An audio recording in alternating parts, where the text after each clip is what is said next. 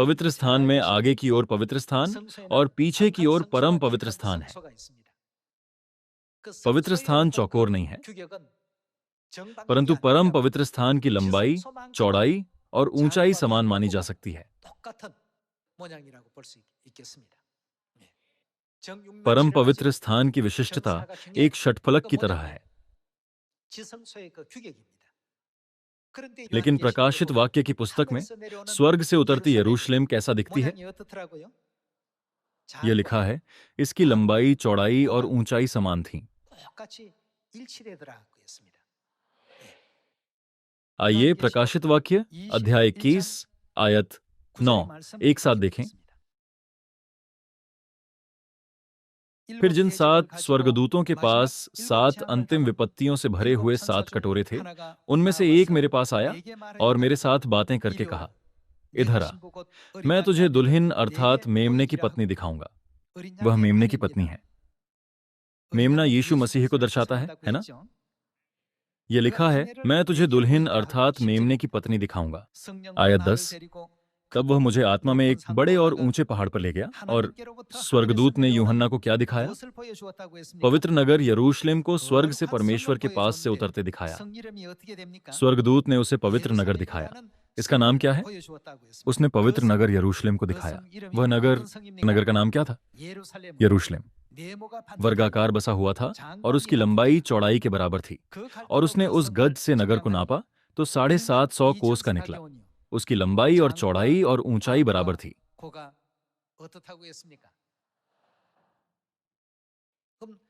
तब क्या यूहन्ना मापने वाली छड़ी लेकर ऊपर गया और उसे स्वयं नापा? परमेश्वर ने इसे सहज रूप से समझना संभव बनाया। अंत में स्वर्गीय यरूशलेम माता, जो जीवन का स्रोत है और परम पवित्र स्थान की वास्तविकता है, हमारे साथ हैं और हमें अनंत जीवन देती हैं।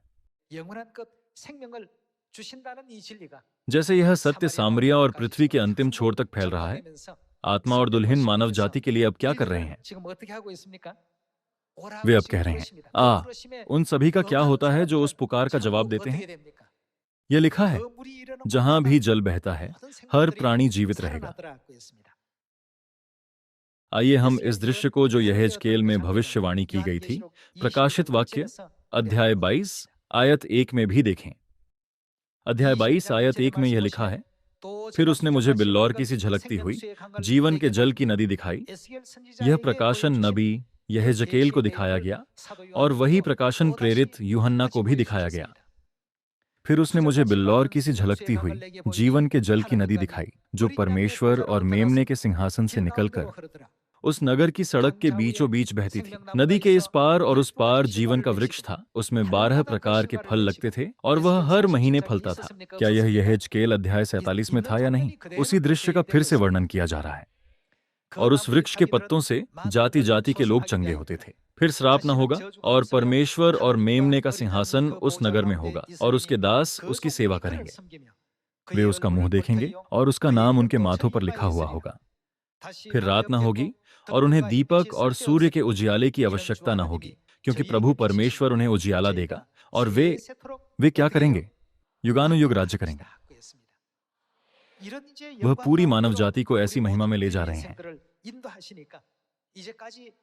जब शैतान द्वारा छिपाया गया अंधकार यरूशलेम के सत्य की ज्योति से प्रकट हो जाएगा, तो क्या यह वह समय नहीं होगा जब मानव जाति जीवन के जल को पूरी तरह से प्राप्त करने की स्थिति में होगी? आइए आयत 17 पर जाएं। अध्याय 22 आयत 17।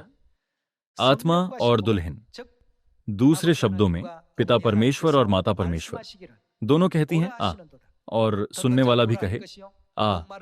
जो प्यासा हो वह आए और जो कोई चाहे वह जीवन का जल सेंत मेंत ले।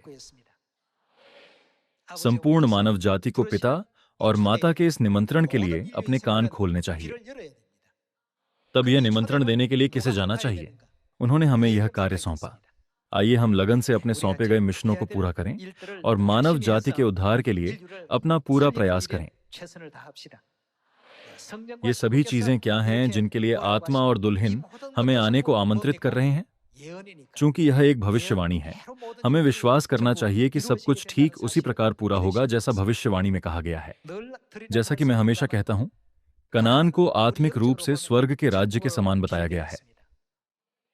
पहले शहर यरीहो को जीतने में किसी ने नहीं सोचा था कि वे केवल इसके चारों ओर घूमकर इसे जीत सकते हैं। हालांकि वह परमेश्वर की इच्छा और योजना थी। परमेश्वर ने इस्राएलियों को प्रतिदिन एक बार और 7वें दिन 7 बार घूमने के लिए और एक साथ चिल्लाने के लिए आज्ञा दी।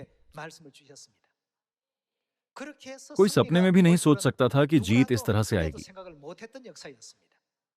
हालांकि उन लोगों का क्या हुआ जिन्होंने उस तथ्य पर विश्वास किया और उस पर कार्य किया? यह ठीक वैसे ही पूरा हुआ जैसा वादा किया गया था, और वे परमेश्वर की आशीष प्राप्त कर सके।